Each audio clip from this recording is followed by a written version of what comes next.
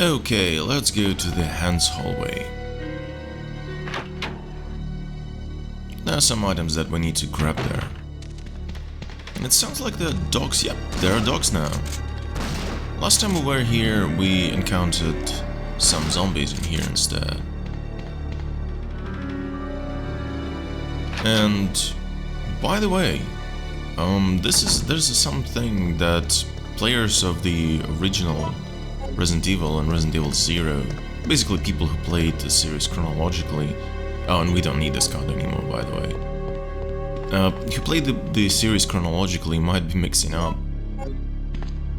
I usually named all the zombie dogs in the original classic games as Cerberus, because that's the name that was on the slide in Resident Evil 1. However, Cerberus is only the name to the controlled experiment created dogs, meaning only the dogs in 0 and Resident Evil 1 and Remake. So these are just zombie dogs, they're just called zombie dogs. That's it, there's no special name for them.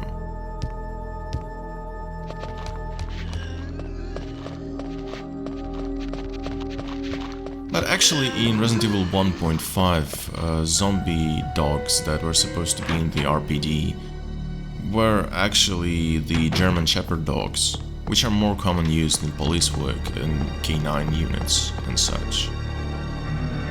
But it was changed.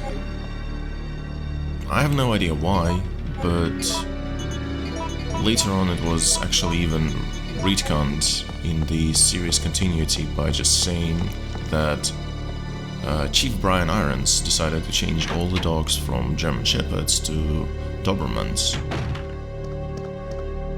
Anyway, let's grab the lockpick, and this will enable the cutscene that will happen right now.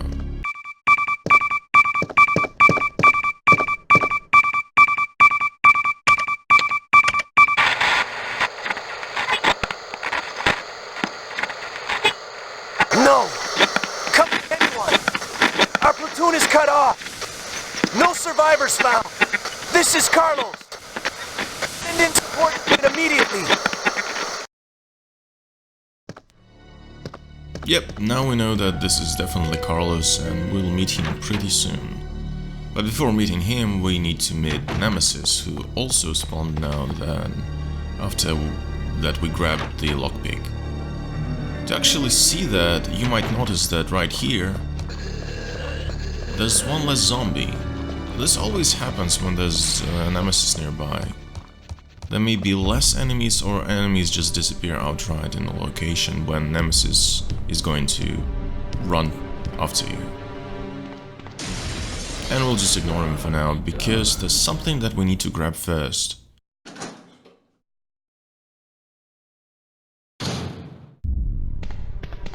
This is a thing that I actually forgot to grab in my original playthrough. There's gunpowder B here, and we can make more grenades with it. Now be careful in evidence room when Nemesis is following you, because if you run towards the shelf where the Starsky was, Nemesis will actually enter the room, and in that tiny little room you shouldn't fight him. It's really difficult to evade him or fight him. So, let's make grenades in the correct way, first making gunpowder C, then adding gunpowder A. Now we'll actually definitely have the fire grenades.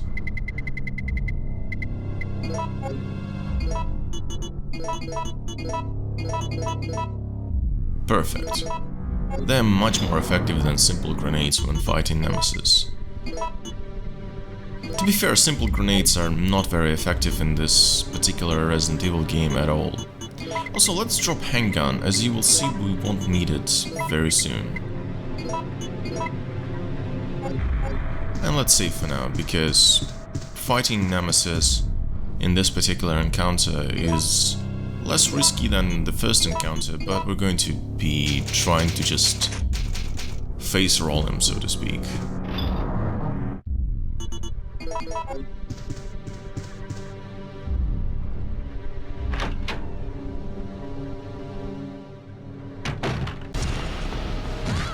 So when he has the rocket launcher in his hand, he doesn't grab you, he instead hits you with the rocket launcher, which hurts, obviously.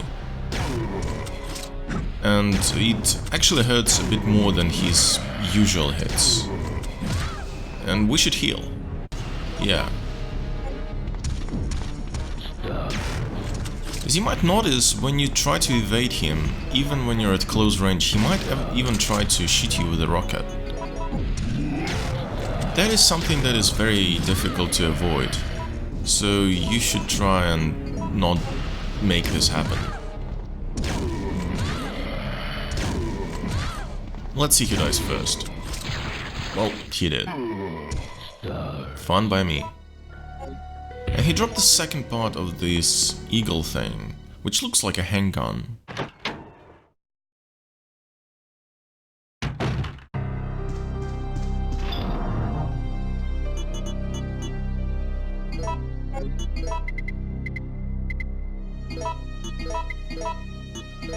What we can do now is put off handgun somewhere far away, because we will never be using it in this playthrough again. That's because Eagle 6.0 is our new main handgun weapon. Eagle is an absolutely fantastic weapon. It has some features that handgun doesn't, and oh Jesus, did I forget lockpick? Yes, I forgot the lockpick.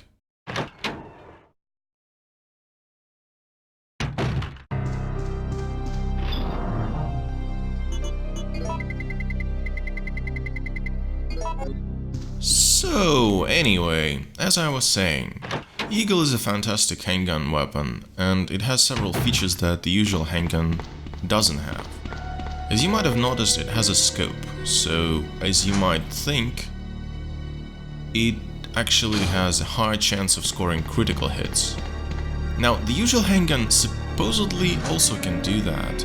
I never saw that happen though. But what criticals in case of Eagle 6.0 means is that if you played Resident Evil Director's Cut, you might know the custom Beretta in the arrange mode. And custom Beretta had a special feature to it. Basically, it had a random chance to just instantly kill any enemy. Oh, and Brad is gone. Well, if you played Resident Evil 2, you know where he's gone to. But anyway, it had a random chance of just killing enemies outright, like a Magnum would do. And this is exactly what Eagle does. There's a random chance that you will blow the head off the enemy.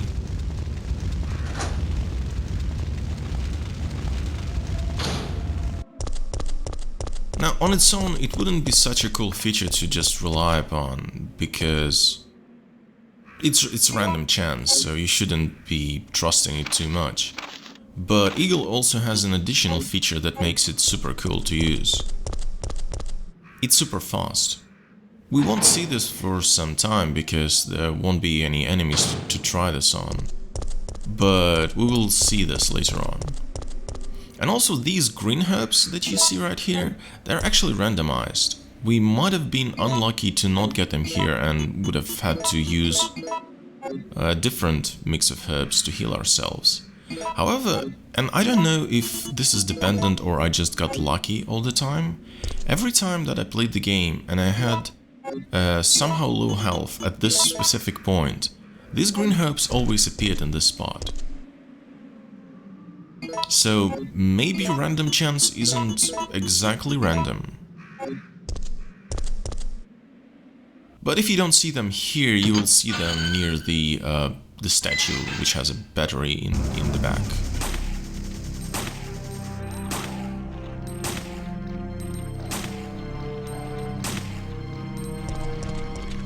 Anyway, let's see if we can score some headshots with these dogs.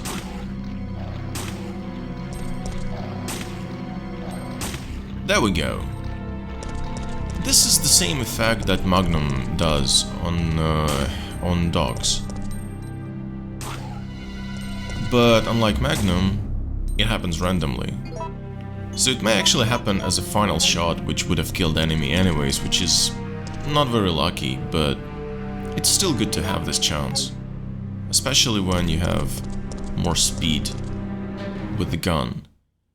To the point that a lot of players who are really confident in their abilities and can dodge consistently can be using handgun, this handgun, to fight Nemesis, just because you have a lot of weapons, a lot of ammo for the handgun in the game, and because this one is so fast that you can really easily shoot Nemesis and avoid all his hits and run around him.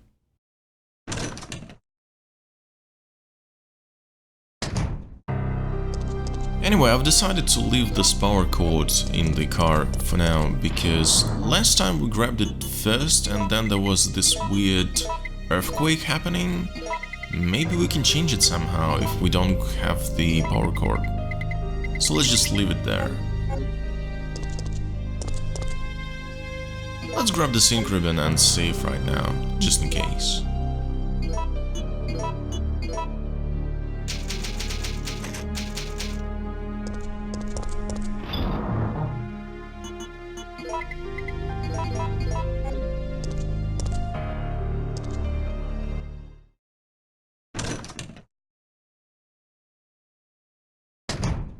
We'll still ignore these dogs. There's absolutely no reason to fight them whatsoever. It's really easy to avoid them.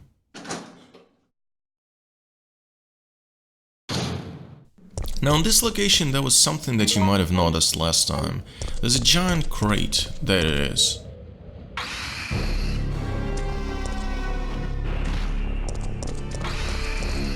Let's try and use this crate to kill this enemy.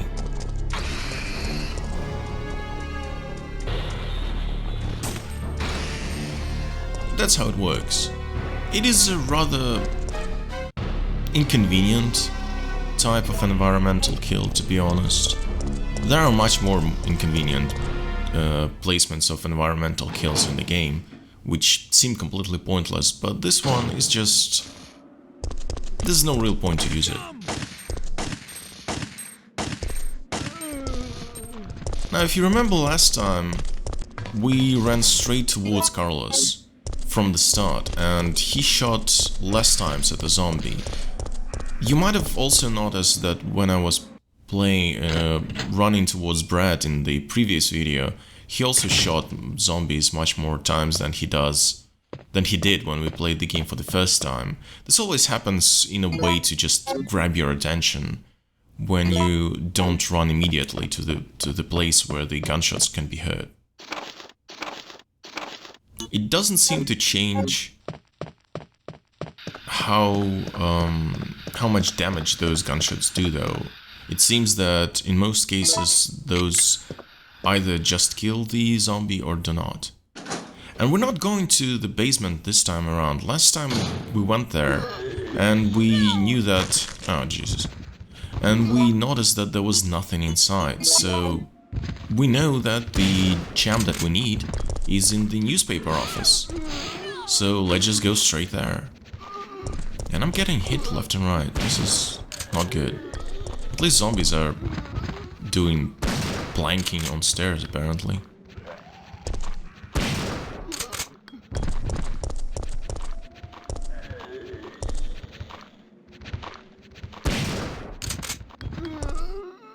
Well, okay. Let's just go inside the save room and do some stuff. I sped this part up just because there's no real point in watching all of this. There's nothing special happening right now. I'm just doing some grenades, just doing some item reshuffle and stuff like that.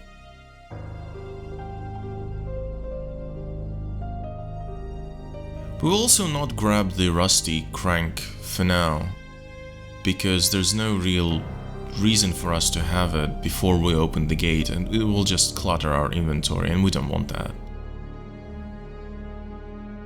So let's just go to the news office for now and get the second jam.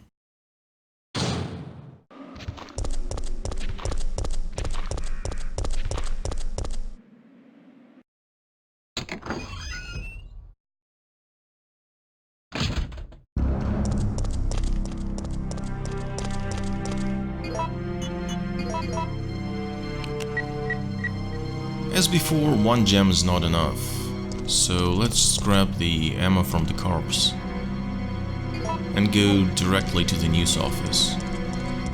We know that we need to go to the second floor of this place, which is on fire, and there should be a gem on the table. By the way, this pushing puzzle, and I'm doing air quotes right now, can actually be somewhat screwed up, because you can push this ladder in other directions. It's just that it is placed in a perfect place to just be pushed to this part of the location. It's almost as if the Capcom team just knew that people didn't like pushing puzzles, so there's only one pushing puzzle that can be considered a puzzle in the entire game. In all the other places you just need to push an object forward several times and that's it. Oh, and let's try to avoid this exploding door by going backwards. You can't do that, even here. This always happens, it's just a scripted thing without being a cutscene.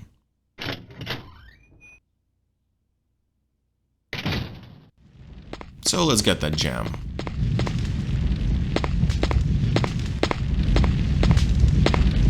Hey! Where am I? Relax. You're fine. If you say so, but my head feels like it's about to explode. Anyway, name's Carlos. Glad to meet you, lady. Jill. Alpha Team? RPD's STARS unit. Who do you represent? Stars, I see. Well, I'm a member of the Biohazard Countermeasure Force sent by Umbrella Incorporated. Sent by Umbrella? Hey, don't look at me like that. What did I say? Do you have a problem? Oh no. It's him!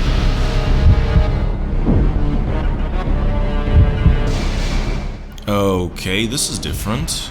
Let's choose the second option.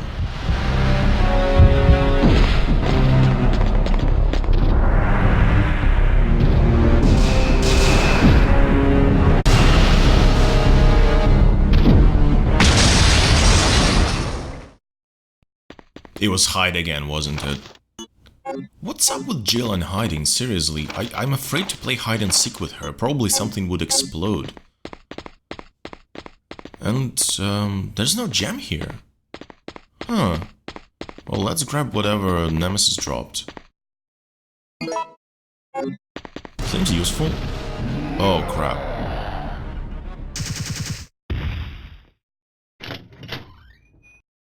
That was surprisingly fast for him to just wake up. Doesn't seem to be following us here, though.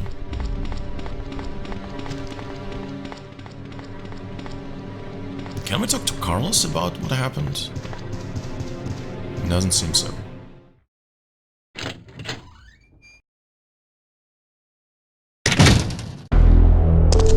I need to ask you something. Why did Umbrella send your team here? Our mission is to rescue the civilians. How kind of you. Considering Umbrella caused all this in the first place, those liars! Look, we're just mercenaries, hired hands. Do you really think the master would tell his dogs why they have to retrieve the stick he just threw? No time for talking.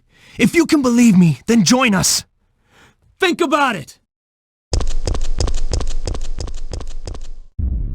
Well, okay, that was kind of a similar talk. But we didn't find a gem. Where is it then? Should we actually go to the restaurant now?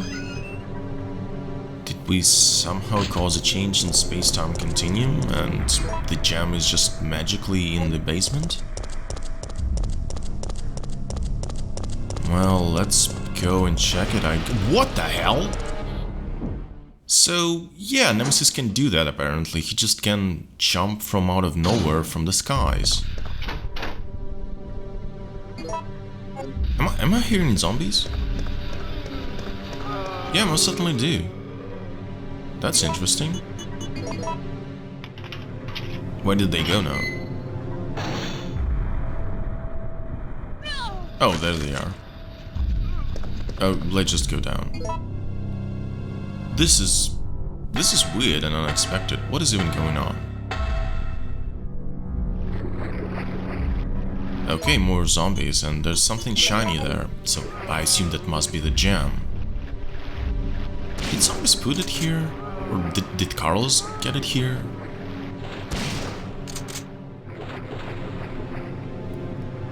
Yeah, that's the gem that we need.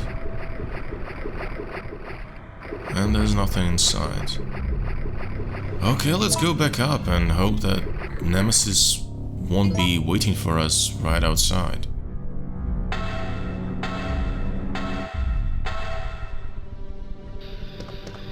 No Nemesis and no zombies? I don't even know what's happening anymore.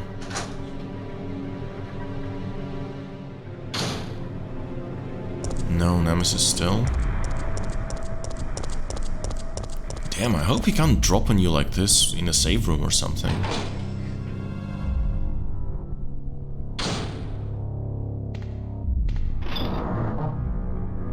Okay, let's drop some things. We have 3 healing items in one, so let's just keep that. And we should take this rusty crank.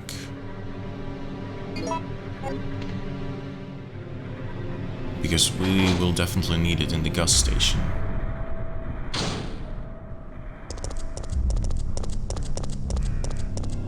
Okay, let's hope that Nemesis just lost us. Because he can do that, actually. Ah, nope, we weren't that lucky.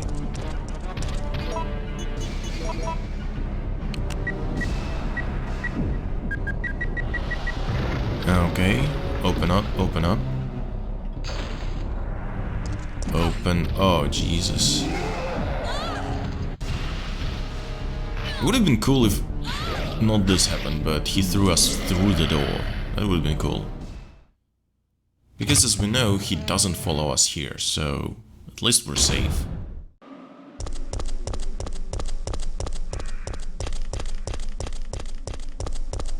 Let's go to the gas station and try to unlock it with the rustic crank. We know that it won't work, but we need to do that to open the door eventually. Oh, there are red herbs here actually. That's good. It also means that red herbs won't appear in the substation. Because as I said before, if some items don't appear in one place, they will appear in a different place.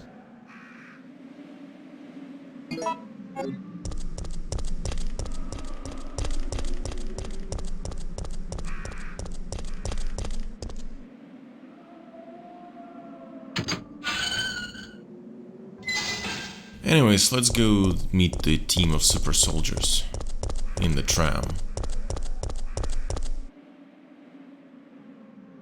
I wonder if we have a different setup of enemies here. Nope, still the Sleepy Hollow thing.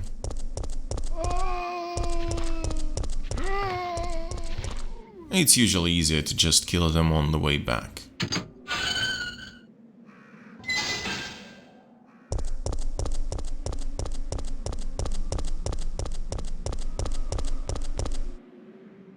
I hope I can show a different setup of that room someday. And we can do some herb mixing right now.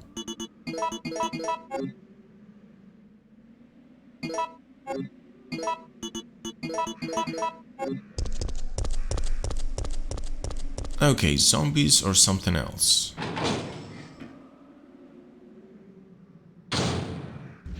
Still zombies. Oh well, let's grab some ammo first.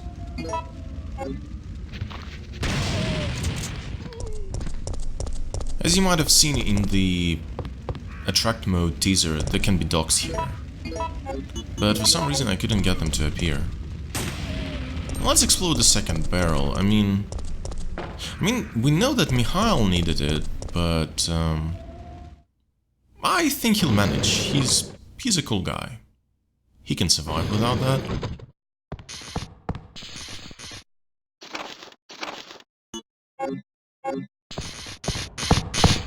You're one of the survivors from the rescue team, right?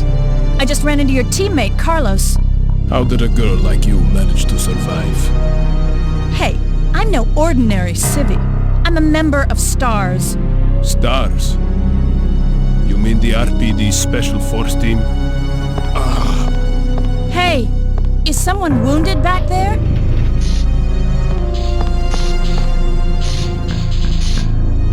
Oh, this looks bad. They're coming. Get ready! Fire! Fire! Stay together! Calm down. You're safe now. Everything is gonna be okay.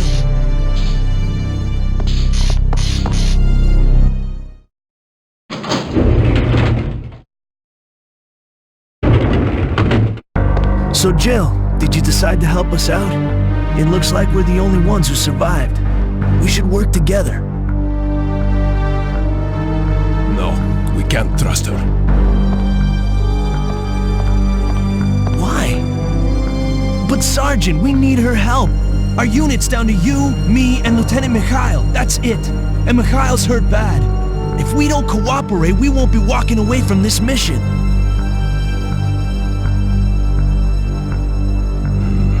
Fine. Then let's go over our plan. We're moving to the clock tower area, which is the designated landing zone for the extraction chopper. Once we get there and give the signal, the chopper will fly in and pull us out.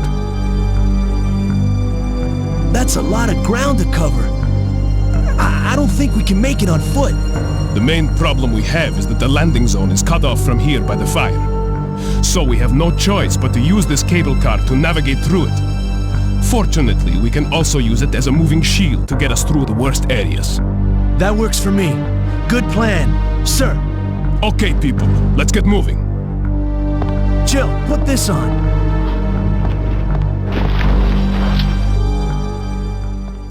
Okay, so let's talk about this cutscene train. First of all, apparently Mikhail is not a lieutenant, in fact, but a captain. It was a mistranslation from Japanese.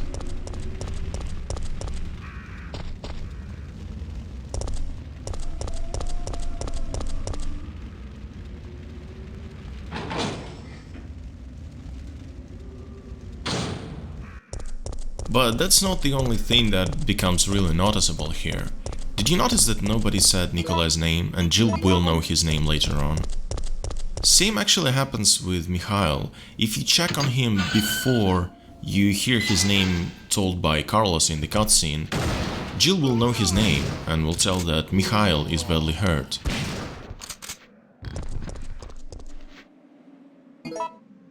I mean, maybe there are name tags on the uniforms they wear, so that's the explanation for that, but something tells me it's just a mistake in the script.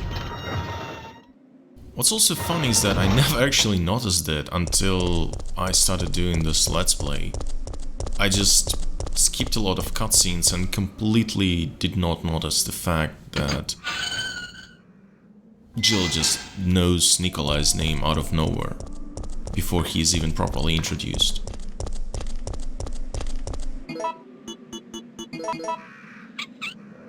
Okay, let's open the gas station door, but maybe if we don't go there right now, it won't explode in the future. I mean, explosions look cool and all, but what if we can somehow prevent this? So let's go and do all the other things first.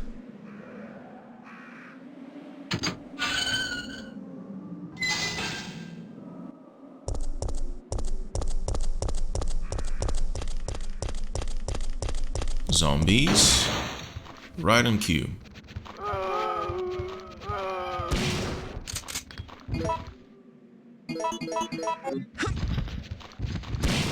Oh, it's a good thing I remember that didn't have more ammo. So there are no herbs here. That's because those were the herbs that helped us before we fought some dogs, before the parking lot. Random places them either here or there. So before we do anything further, let's do some do the most boring puzzle in the entire game. Well, you can't even call it a puzzle. Just some item management, so to speak. Getting the battery thing. It's just running back and forth. Oh, and it's Carlos again. Let's kill these zombies here right now, because they're grouped in one tight group. So shotgun can make short work of them really fast.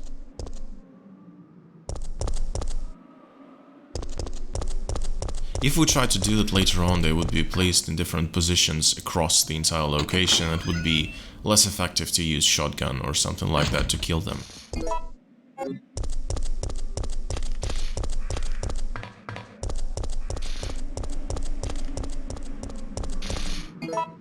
Okay, let's use the book. Then grab a green herb and heal.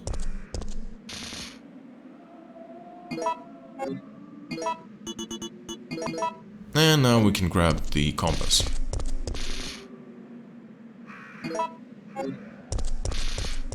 And now for the boring walking back part.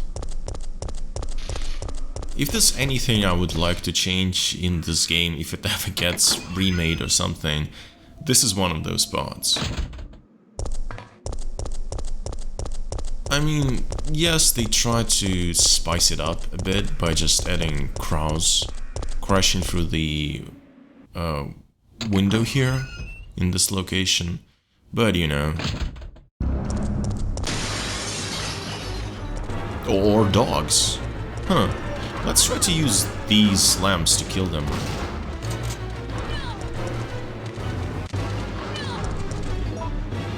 Okay, this is going really bad.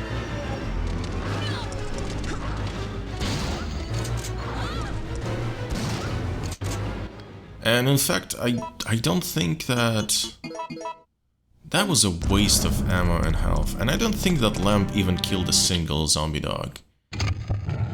Now, maybe it's more effective if crows burst out of the window, but no, I tried that too. It might kill a crow, because it's easier to hit a crow with it, but it's still completely pointless, because crows are easier to just avoid. Or shoot them with the shotgun. And also you can use it at Nemesis when he tries to follow you in these parts, but it's also kind of pointless. So I genuinely don't know what's the point of those lamps. But anyway, we're ready to explore the first parts of the Raccoon City again. Let's just do some item management for now and save the game before we do that in the next episode.